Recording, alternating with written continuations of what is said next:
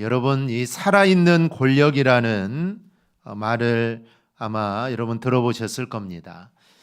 요즘 뉴스를 통해 가끔씩 우리가 들을 수 있는 이 말입니다. 이 대표적으로 대통령이 신뢰하는 사람, 그래서 믿고 일을 맡기는 자를 이 살아있는 권력자라는 말을 합니다. 이런 사람들은 혹 비리가 있어도 실제로 이 구속하기가 쉽지가 않습니다. 이 대통령이 힘이 미치는 권력자뿐 아니라 또 현직 국회의원을 구속하는 것도 이게 쉬운 일이 아닙니다. 그래서 이들, 즉 살아있는 이 권력자들은 자신들이 비리 혐의로 검찰이나 또 국회 청문회에 불려가서도 아주 당당하게 그 조서에 임하는 것을 우리가 아마 보셨을 겁니다. 심지어는 이 조사관이나 검찰을 향하여 막 독설까지 퍼붓는 그런 경우들도 우리가 보기도 합니다. 그런데 사실 실제로 살아있는 권력은 실제는 있을 수 없습니다. 즉 아무리 권력이 살아있다고 해도, 즉 가지고 있는 권력이 정말 대단하다고 해도 법의 심판에서 이거는 벗어날 수가 없습니다.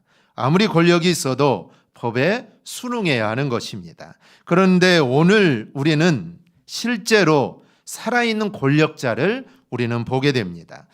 우리는 이제까지 그리스도의 고난을 참담함과 고통스러운 모습으로 우리가 생각을 해왔습니다. 그래서 우리가 고난주간이 되면 그리스도의 고난을 따라서 우리가 우울해하고 또 그리스도의 고난에 동참해야만 하는 그런 분위기를 우리가 갖게 됩니다. 그래서 금식도 하게 되고 주님이 얼마나 고난을 당하셨을까, 그래서 그 고난의 일부분이라도 내가 좀 견디고 내가 좀 생각해야겠다, 이런 우리는 생각들을 하게 됩니다. 심지어 바울이 이렇게까지 말을 합니다. 그리스도의 남은 고난을 그의 몸된 교회를 위하여 내 육체에 채우노라. 이 말을 우리가 육체적인 고난으로 이해하여서 사순절 기간에 금식을 고난을 대신하려는 그런 사람들도 있습니다. 물론 그리스도의 고난이 인간으로서는 감당할 수 없는 참혹한 고난이었다라는 것은 이거는 사실입니다. 그러니 우리는 당연히 그리스도의 고난을 기억해야 하고 또 그 고난에 우리는 당연히 동참해야 합니다. 그러나 그 고난 자체만을 우리가 생각하고 그 고난에 집중한 나머지 고난의 본질을 이해하지 못한다면 그리스도의 순환을 통한 하나님의 깊은 사랑과 그리스도의 온전한 순종을 우리가 이해할 수 없게 됩니다. 따라서 우리는 오늘 요한 사도가 보여주는 당당하신 순환자 예수 그리스도를 우리는 잘 깨달아야 합니다. 일반적으로 우리가 이해하고 있는 그리스도의 이 고난은 구약의 메시아 사상과 공간복음서에 따라 이해해온 내용들입니다. 이사야 53장 7절을 보면 그리스도의 고난을 이렇게 표현합니다. 마치 도수장으로 끌려가는 어린 양과 털 깎는 자 앞에서 잠잠한 양 같다라고 예수님을 묘사합니다. 즉 예수님을 도수장으로 끌려가는 어린 양에 비유합니다. 이 도살장으로 끌려가는 어린 양은 자신의 처지가 어떻게 될지 잘 모릅니다. 그래서 죽기 위해 끌려가면서도 지금 내가 어디 간지 모르기 때문에 양들은 잠잠하다라는 것이죠. 또 털을 깎을 때 양들은 괴롭습니다. 털을 깎을 때 이 털이 뽑히기도 하고 잘못했다가는 몸에 상처를 입기도 합니다. 하지만 양은 그때에도 잠잠하다라고 합니다. 그리스도 역시 많은 고난을 당하고 지금 죽음으로 몰려가고 있지만 주님은 그 모든 것을 받아들이고 주님은 잠잠히 침묵하셨습니다. 그래서 도수장으로 끌려가는 양이나 지금 고난을 당하는 예수님이나 똑같다라는 것이죠. 하지만 이것은 주님이 힘이 없어서가 아닙니다. 그는 얼마든지 자신에 대하여 변명할 수 있습니다. 빌라도가 물었을 때 주님은 잠잠했지만 사실 주님은 얼마든지 변명할 수 있습니다. 그런데 주님은 변명하지 않았죠. 또 12영이나 더 되는 하늘의 천군 천사를 불러서 자신을 부당하게 핍박하는 자들을 한순간에 멸할 수도 있습니다. 즉 주님은 그러한 능력을 가지고 계신 분이죠. 그런데 주님은 그렇게 하지 않았습니다. 끝까지 참으셨죠. 여러분 그 이유가 무엇입니까? 그것은 이러한 고난을 통해서만 인류 구원이라는 하나님의 뜻을 이룰 수 있기 때문에 주님은 참으신 것입니다. 우리를 사랑하셔서 당하지 않아도 될 고난을 당하신 겁니다. 그리고 침묵하심으로 묵묵히 그 모든 것들을 감내하시게 됩니다. 침묵함으로 아버지의 뜻을 이루었고 침묵하심으로 우리의 구원을 이루신 겁니다. 그렇다면 그 그리스도의 고난, 침묵하시고 억울함을 당하신 그 그리스도의 고난을 통해 구원받은 우리가 세상에서 그리스도로 인해 부당한 대우를 당할 때 과연 우리는 어떻게 대처해야 하느냐라는 겁니다. 우리 또한 그리스도를 생각함으로 우리는 참고 인내해야 합니다. 내가 잘못해서 부당한 대우를 당하면 참을 수 있죠. 내가 잘못했기 때문입니다. 하지만 내가 잘못하지 않았는데 내가 어려움을 당하고 부당한 대우를 당한다면 사람들은 다 화가 치밀어 오릅니다. 그런데 우리 그리스도인들은 그때 참고 인내해야 한다라는 것이죠.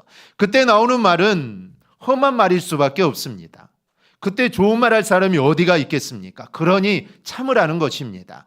험한 말에서 그리스도의 영광 가리지 말고 그때 참고 인내해서 하나님의 영광을 드러내라라는 것이죠. 즉 주님이 참으셨듯이, 주님이 억울한 일을 당하셨을 때 침묵하셨듯이 우리 또한 그리스도를 생각함으로 우리 또한 참고 인내해야 합니다. 그럼 하나님께서 우리의 사정을 헤아리실 뿐만 아니라 그러한 여러분의 진실을 아실 겁니다. 그리고 진실보다 더욱 값진 여러분의 보배로운 인내를 보시고 여러분의 삶을 축복으로 반드시 인도해 주실 것입니다.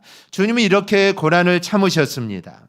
그리고 겟세마네 동산에 올라가셔서 땀방울이 핏바구니 될 정도로 기도하셨던 모습, 그리고 할만하시거든 이 잔을 내게서 지나가게 하옵소서 이렇게 기도하셨던 모습들, 이런 것들은 모두 다 공관복음에서 보여주신 예수님의 모습들입니다. 모두 다 너무나 연약한 모습들이죠. 그러나 오늘 본문 요한복음에는 그런 내용이 없습니다. 심지어 오늘 1절은 예수님께서 계신 장소를 이렇게 표현합니다. 예수께서 이 말씀을 하시고 제자들과 함께 기드론 시내 건너편으로 나가시니 그곳에 동산이 있는데, 이 동산이 어디일까요? 우리가 잘 아는 겟세마네 동산입니다. 그런데 본문은 우리가 기억하고 있는, 즉 주님이 십자가를 앞에 두고 정말 땀방울이 핏방울이 될 정도로 그렇게 애절하게 기도하셨던 그 겟세마네가 아니라 기드론 시내 저편 동산으로 표현을 합니다. 그리고 예수님을 체포하러 오는 하속들이 바로 등장을 하죠. 요한 사도가 그리스도의 고난을 시작을 이렇게 시작했다라는 것은 중요한 상당한 의미가 있습니다. 즉 그리스도의 고난을 바라보는 관점이 공관복음과는 다르다는 것입니다. 마태마가 누가는 고난을 당하시고 정말 연약하고 보잘것없는 예수님을 말하지만 요한은 그런 예수를 말하지 않습니다. 그리스도의 고난이 고통스럽지 않다라는 것이 아니라 고난이 주는 본질적인 의미는 고난보다는 다른 쪽에 있다라는 것을 요한은 이야기하는 것입니다. 우리는 그리스도의 고난을 두 가지로 생각하게 됩니다. 하나는 인간적인 측면입니다. 사람들은 문제의 본질보다는 현상, 즉 겉모습에 관심을 둡니다. 그리스도의 고난도 그렇습니다. 사람들은 그리스도의 고난 그 자체에 관심을 갖습니다. 그래서 고난주간이 되고 부활절일 앞에 두면은 이스라엘에서는 십자가를 지고 그 예수님이 가셨던 그 길을 걸어가는 그런 행사들을 합니다. 즉 겉으로 드러나는 그 고난 자체에 관심을 갖습니다. 물론 그리스도의 고난은 어느 인간의 고통과 다른 의미가 있습니다.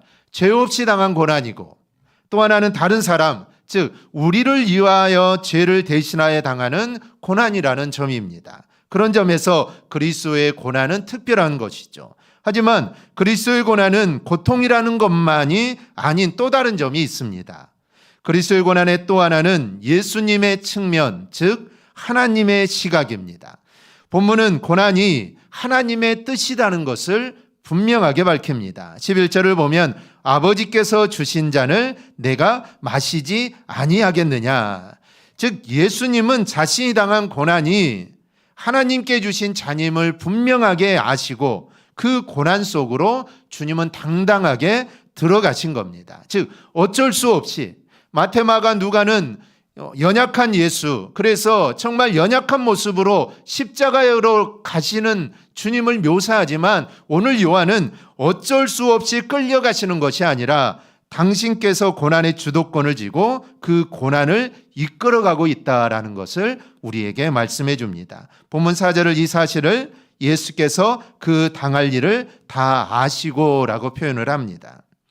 예수님께서는 이곳 겟세마네 동산에 오면 자신이 잡히신다는 것을 아셨고 그래도 동산 안으로 들어가십니다. 그리고 잡히시기 전에 그들이 주님께로 오는 것을 아시고 그들에게 묻습니다. 너희가 누구를 찾느냐?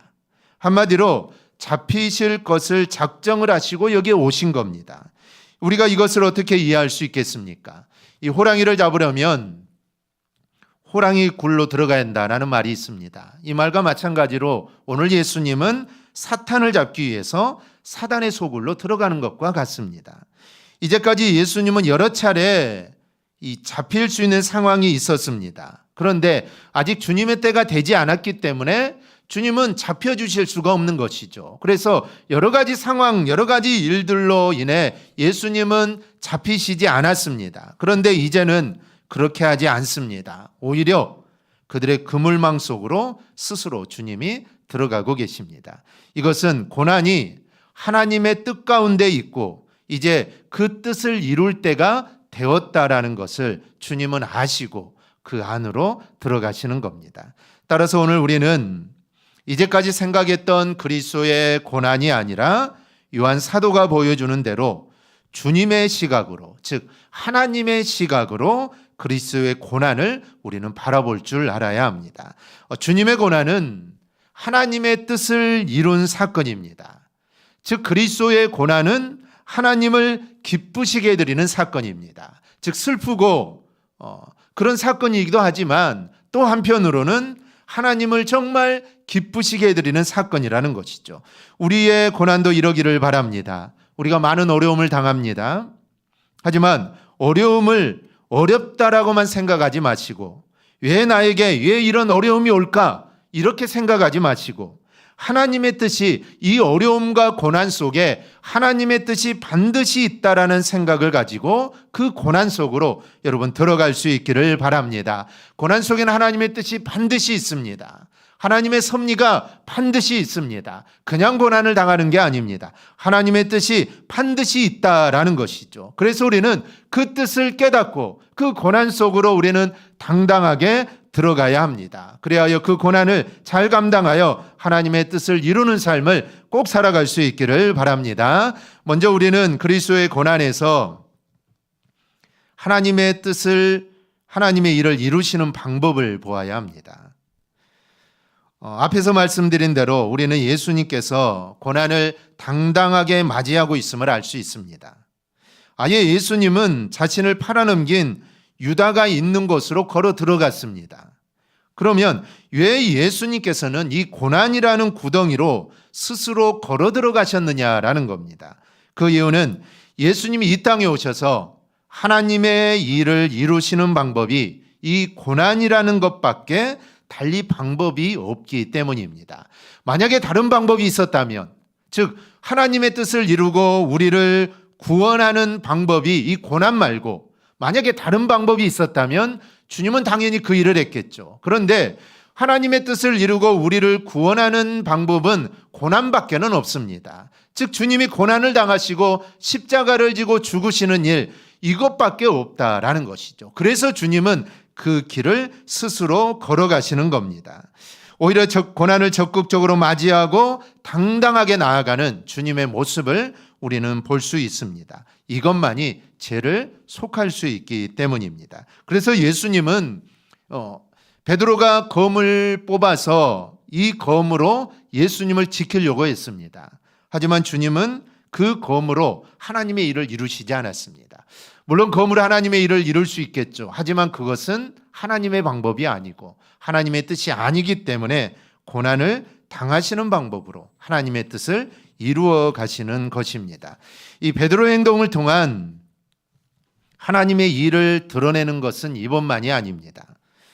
베드로는 예수님을 향하여 주는 그리스도시요 하나님의 아들이다라고 이 고백을 합니다. 그래서 주님으로부터 이 반석이라는 이름을 얻게 됩니다. 그리고 천국을 열고 닫을 수 있는 권세를 얻게 되죠. 어떻게 이러한 놀라운 권세를 얻게 된 것입니까? 그것은 그가 바로 하나님의 일을 이해하고 그 일에 맞는 대답을 했기 때문에 그와 같은 이름을 얻고 천국 열쇠를 받게 된 겁니다. 그러나 베드로는 예수님께서 내가 예루살렘에 올라가서 많은 고난을 당하고 내가 죽임을 당하고 그리고 3일 만에 내가 살아날 것이다 라고 말을 하자 주님은 절대로 그러한 일이 주님에게 미치지 아니할 거다라고 이렇게 말을 합니다. 그러자 예수님께서 뭐라고 하십니까? 사단아 내 뒤로 물러가라. 너는 나를 넘어지게 하는 자로다. 내가 하나님의 일을 생각하지 아니하고 도리어 사람의 일을 생각하는도다. 전에는 예수님께 칭찬을 들었는데 지금은 아주 정반대의 상황이 벌어지고 있습니다. 왜 이렇게 되었습니까? 그것은 바로 하나님의 일을 생각하지 않고 사람의 일을 생각했기 때문입니다. 여러분, 베드로의 이런 행동과 발언은 베드로에게만이 아니라 언제든지 우리에게도 이런 모습이 여러분 나타날 수 있습니다. 때문에 우리는 인간적인 생각에 앞서서 하나님의 일을 그르쳐서는 안 되는 것입니다. 즉 하나님의 일이 있는데 우리가 인간적인 생각이 들어가서 하나님의 일을 그르치는 일들이 있어서는 안 된다라는 것입니다. 인간적인 생각이 맞는 것 같고 옳을 수도 있습니다. 우리가 생각해 보면 그 일이 옳을 수도 있습니다. 하지만 하나님의 일은 항상 사람의 생각과 일치하는 것이 절대로 아닙니다. 때문에 내 생각을 접고 하나님이 일하시는 방법을 우리는 생각해야 합니다. 그러면 여러분 앞에 고난이 찾아온다 할지라도 우리가 원망하고 그 고난을 회피하려는 것이 아니라 도리어 예수님처럼 그 어려움을 당당하게 받아들일 수 있는 힘을 바로 우리가 얻게 될 것입니다. 고난을 대처하는 우리의 자세가 꼭 이래야 한다라는 겁니다. 둘째는 하나님의 의를 이루는 방법을 우리가 알아야 합니다. 유대인들은 하나님의 의를 율법을 지킴으로 이루는 것이다 라고 생각을 했습니다. 율법은 이제까지 유대인들에게 옳고 그름에 대한 기준을 제시했고 하나님께 예배하고 인정받는 기준이 율법입니다. 그래서 유대인들에게 율법은 하나님의 의를 정하는 기준입니다. 율법을 지키지 못하면 하나님의 의의 기준에 미달하는 것이고 율법을 지키면 하나님의 의에 합당한 자가 되어 의롭다고 인정을 받고 그리고 하나님의 자녀가 된다라고 생각을 했던 겁니다. 그런데 로마서 3장은 유대인들의 이런 생각이 잘못되었음을 이야기합니다. 율법 외에 하나님의 한 의가 나타났으니 곧 예수 그리스도를 믿음으로 말미암아 모든 믿는 자에게 미치는 하나님의 의다라고 말을 합니다. 그러니 의가 자신의 자랑이 될 수 없습니다.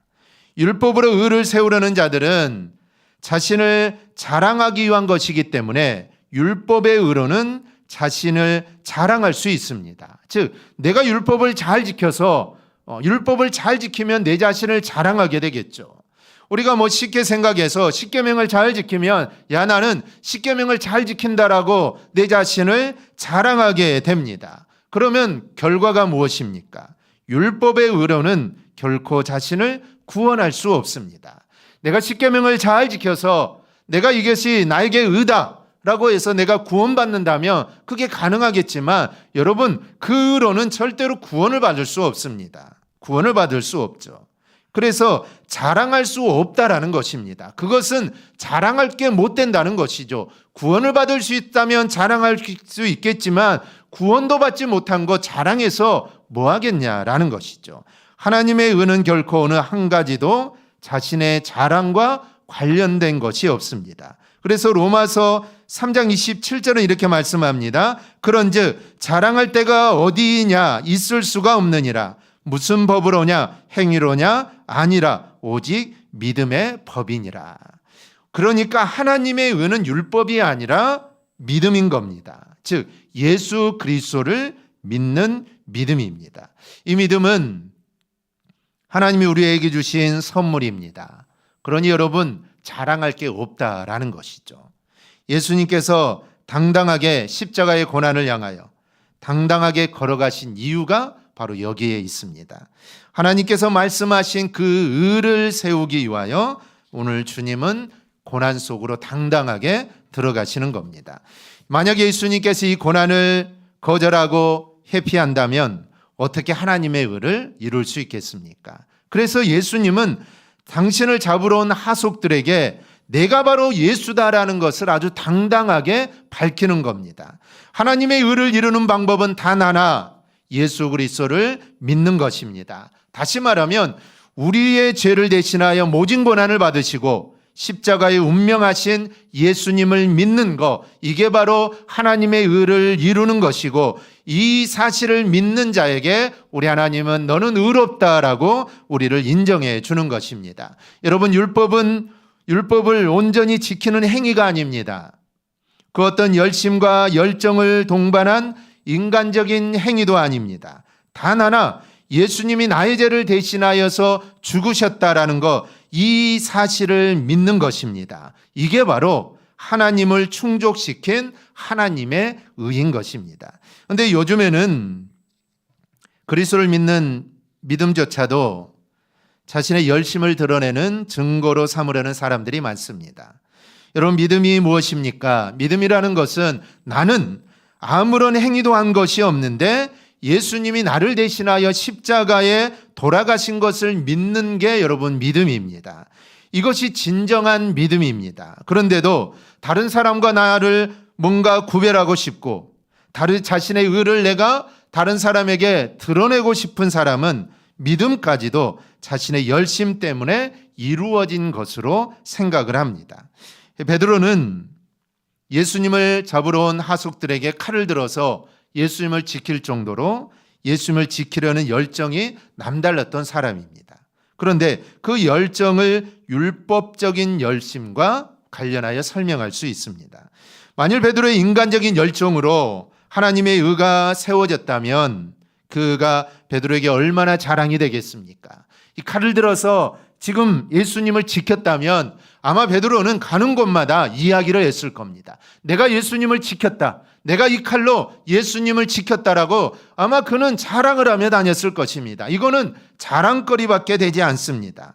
하지만 인간적인 열정으로는 그 어느 누구도 결코 하나님의 의는 세울 수 없는 겁니다. 이런 행위는 오히려 마태복음 16장에서 지적하는 대로 하나님의 일을 그르치며 사단의 역할을 할 뿐이다라는 사실입니다.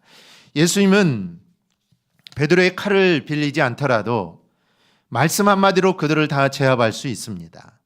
예수님을 잡으러 온 하속들에게 예수님이 내가 그니라라고 하자 6절을 보면 그들이 물러가서 땅에 엎드렸다라고 합니다. 즉 예수님의 말씀 한마디에 그들은 모두가 다 엎드릴 정도입니다. 즉 예수님은 이렇게 큰 권세를 가지신 분이라는 것이죠.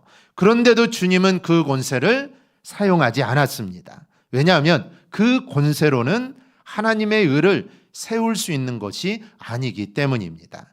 서두에 살아있는 권력이라는 말을 했습니다. 세상에는 살아있는 권력을 가지고 살아가는 사람들이 많습니다. 그래서 그런 권력 때문에 쉽게 잡아가지도 못하는 실정입니다. 그러나 현행범에게 살아있는 권력이 무슨 의미가 있겠습니까? 모든 사람은 법 앞에 평등합니다. 법 앞에는 살아있는 권력도 사실 아무런 힘을 쓸 수 없습니다. 어찌 보면 이거는 가짜 권력이라고 할 수가 있죠. 그런데 예수님은 죄인이 아닙니다. 그 어떤 작은 죄도 지은 적이 한 번도 없습니다. 뿐만 아니라 예수님은 하나님의 아들로서 진정으로 살아있는 권력을 가지고 계신 분입니다. 그러니 어느 누가 그분을 참소하고 어느 누가 그분을 구속할 수 있겠습니까? 세상에 살아있는 권력도 구속하기 어려운데 세상을 주관하시는 영원히 살아계시는 권세자이신 그리스도를 누가 구속하고 누가 그분을 정죄할 수 있겠습니까? 그러나 주님은 스스로 그 고난의 올가미 속으로 주님은 스스로 들어가셨습니다. 왜 그랬냐면 하나님의 의를 세우기 위함입니다. 왜 하나님의 의를 세워야 합니까? 하나님의 의를 세워야 저와 여러분이 구원받기 때문입니다. 그래서 주님은 스스로 고난을 당하시고 그 고난 속으로 주님은 들어가시는 겁니다. 여러분, 이 시간 참혹한 고난 속으로 당당하게 들어가시는 그 주님을 바라볼 수 있기를 바랍니다. 그리고 그 걸음으로 인해 우리가 구원받았다라는 이 사실을 여러분 절대로 잊지 않기를 바랍니다. 이렇게 믿음으로 얻은 구원이 혹시 내 잘못으로 인해 손상당하지 않도록, 그리고 욕먹지 않도록 여러분 의롭게 살아갈 수 있기를 바랍니다. 그리고 하나님의 일을 이루며 하나님의 의가 만약에 세워지는 자리라면 고난도 마다하지 않는 우리 성도들이 될 수 있기를 바랍니다. 그게 바로 주님의 모습입니다. 주님의 모습입니다. 그래서 내가 고난을 당하고 정말 내가 어려움을 당하지만 그 일을 통해 하나님의 일을 이루고 하나님의 의가 세워진다면 우리는 그 고난 앞으로 당당하게 우리는 가야 합니다. 그럴 때 그 자리에서 하나님의 영광이 드러나게 될 줄 믿습니다. 우리가 하나님이 정말 나를 통하여 이루고자 하시는 일들이 있습니다. 그 일을 이루기 위해 하나님이 나를 고난 속으로 밀어넣을 때가 있습니다. 왜냐하면 그 고난 속으로 내가 들어가야 하나님의 일을 이룰 수 있기 때문입니다. 마치 주님이 고난 속으로 들어가셔야 고난을 당하시고 핍박을 당하고 십자가에 죽으셔야만, 그리고 부활하셔야만 하나님의 뜻을 이룰 수 있는 것처럼 내가 그 고난 속으로 돌아가 내가 고난을 당하고 내가 어려움을 당해야만 하나님의 뜻이 이루어질 수 있는 일들이 있습니다. 그럴 때 하나님은 우리를 등을 떠밀어서 그 속으로 나를 밀어 넣으실 겁니다. 그러면 우리는 바로 그 고난이 하나님의 뜻을 이룰 수 있는 일이고 하나님의 영광을 드러내는 일이고 하나님의 의를 이루는 일이라는 것을 우리가 확신하고 그 사실을 그 안에서 발견하고 우리는 그 일을 감당해야 합니다. 그러면 하나님의 뜻을 이루게 될 것입니다. 그리고 그 일을 이룰 수 있는 힘들을 하나님은 반드시 우리에게 주실 겁니다. 우리가 이 사실을 기억하고 정말 어떠한 어려움을 당하더라도 그 안에 하나님의 뜻이 있음을 우리 모두 발견하고 하나님의 뜻을 다 이루며 살아가는 우리 모두가 되기를 주님의 이름으로 축원합니다. 아멘. 기도하겠습니다.